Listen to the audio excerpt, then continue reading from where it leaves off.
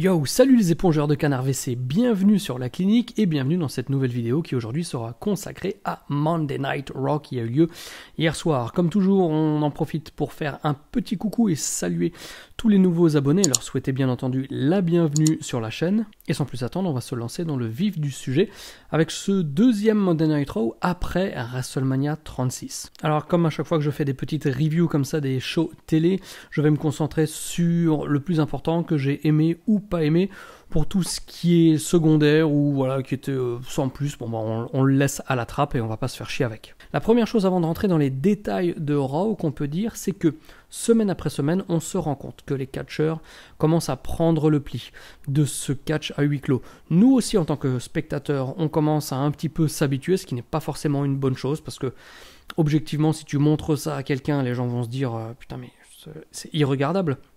Mais voilà, nous en tant que spectateurs, on commence un petit peu à s'habituer et les catcheurs de leur côté commencent aussi à prendre un petit peu le pli, comme je le disais, à comprendre un petit peu mieux ce qu'il faut éviter de faire et ce qu'il faut plus faire dans le ring pour donner de la vie au match. Il y a quelques éléments que je vais mentionner dans la vidéo, vous allez voir.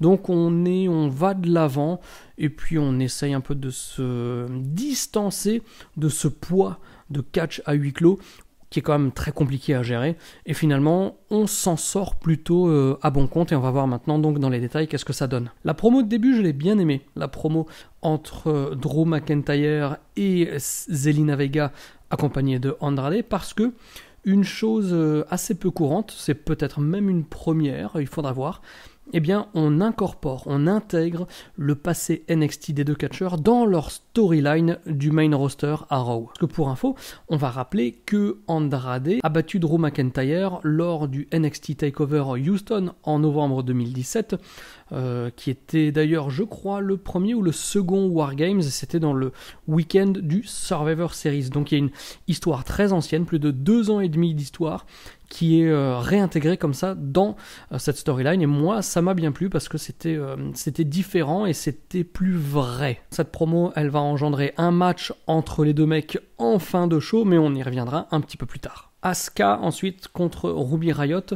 match de qualification pour le Money in the Bank féminin. Beaucoup de matchs à échelle, donc en pas si longtemps parce qu'on a déjà eu à NXT plusieurs fois il y a eu quelques semaines, on en a eu à WrestleMania bien entendu, on a eu un NXT à nouveau la semaine dernière. Par contre, ce match de Asuka, il était plutôt sympa.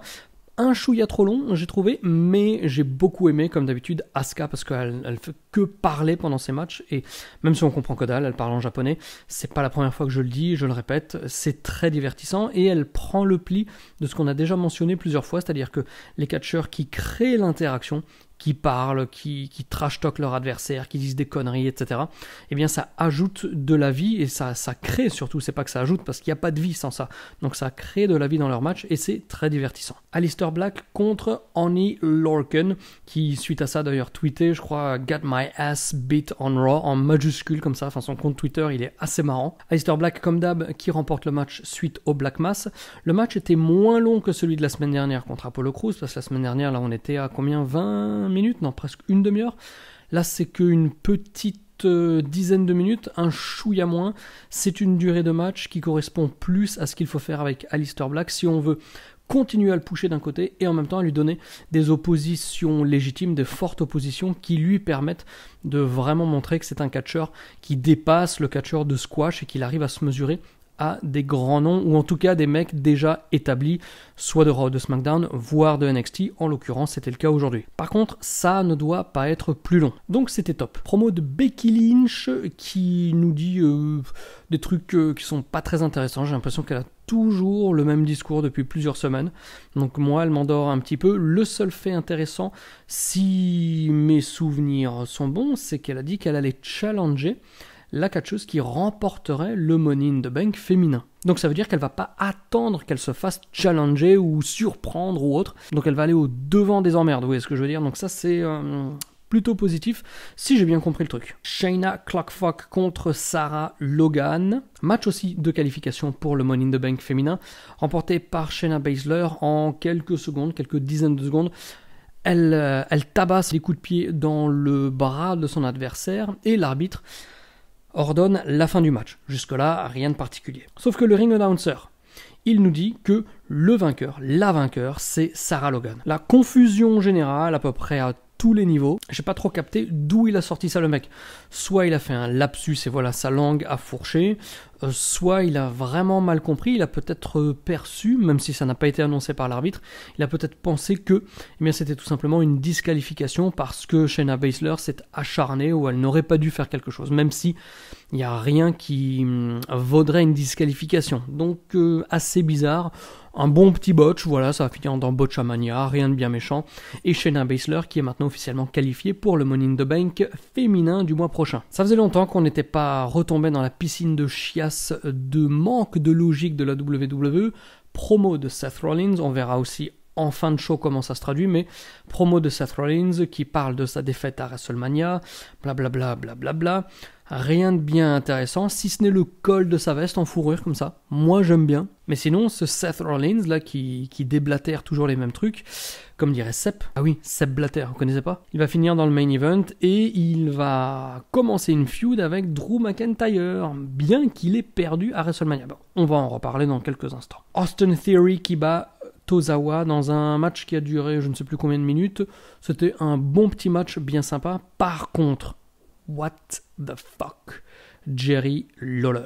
À un moment, il y a Tozawa qui fait une acrobatie à l'extérieur du ring et Jerry Lawler nous dit, et je cite, qu'il nous a fait un ramen noodle moonsault. Rien que ça.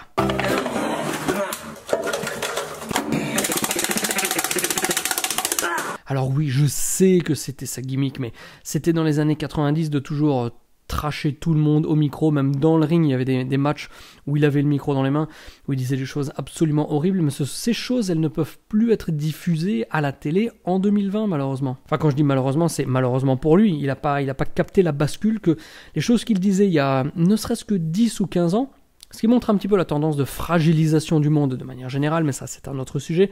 Voilà, Jerry Lawler, tu ne peux pas tout dire à la télé, tu ne peux pas. Donc là, le mec fait une blague de nouilles japonaises sur un japonais. En ce qui concerne Austin Theory, a priori, enfin je veux dire, ça fait donc 2 semaines de suite là qu'il catch, à Raw, je suppose que donc maintenant il fait partie de la marque rouge officiellement, et je me demande si c'est pas un record entre les débuts à NXT et le transfert à Raw. Alors évidemment, quand je dis record, je ne compte pas les catcheurs qui sont allés directement dans le main roster. Mais de toute évidence, c'est une bonne nouvelle pour lui. Nia Jax bat Kairi Sane dans le 3e match de qualification pour le Money in the Bank féminin. Donc on a déjà 3 noms, ça risque d'être pas mal. Mais je ne comprends pas si Nia Jax est censée être heel ou face. Je pense qu'elle est censée être face parce qu'elle a affronté une heel aujourd'hui, Kairi Sane. Mais la semaine dernière, lors de Raw, la promo qu'elle avait faite, pour moi, c'était une promo de heel. Donc je suis un peu perdu. Il y en a un autre qui est complètement perdu, complètement paumé, c'est Bobby Lashley, parce que ça fait à peine 3 mois qu'il est marié à Lana, et il est déjà complètement saoulé, et je pense que les mecs vont pas attendre longtemps avant de les séparer. La semaine dernière, pour rappel, il avait dit à la fin de son match que il a besoin de changer de manager, ou je ne sais plus quels étaient les termes qu'il avait employés. Là, aujourd'hui, on voit que les mecs... que Bobby Lashley et Lana se font un petit peu la gueule. Je sais pas s'il y a eu des règlements de compte ou autre. En tout cas, la storyline plante ses premières graines, mais de toute évidence, je pense qu'il y a un moment ou un autre, on va finir par le divorce, et ce serait cool que Rusev revienne et qu'il soit réintégré dans cette storyline pour être un électron libre comme ça qui vient un petit grain de poussière dans la mécanique des deux. Donc voilà.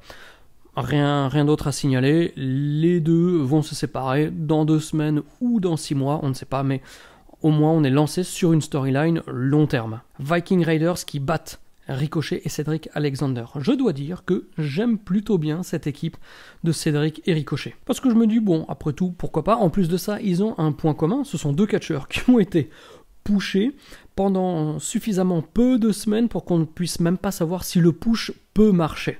Et je ne sais pas si c'est Vince McMahon ou d'autres qui sont revenus sur leurs idées de push, qui ont coupé court à tout le bordel, et maintenant on les retrouve en équipe. Donc au moins ils partagent ça. Donc solidaires dans la défaite et l'humiliation. Le match était vraiment sympa.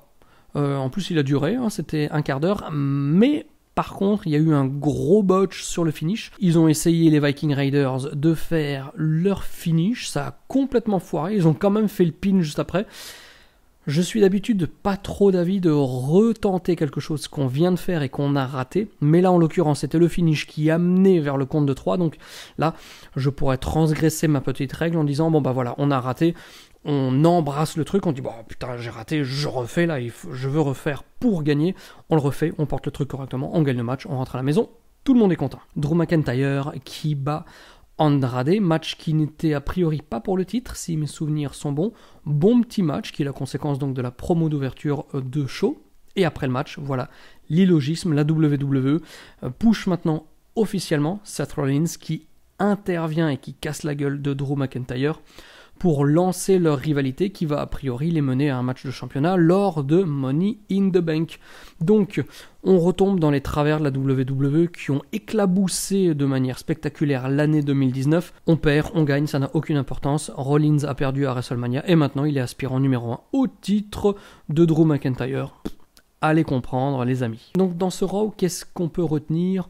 Eh bien qu'on a la direction très claire qui est donnée vers Money in the Bank. La semaine dernière, on avait plutôt le lendemain de WrestleMania plutôt que le plantage des premières graines qui nous emmène au prochain pay-per-view.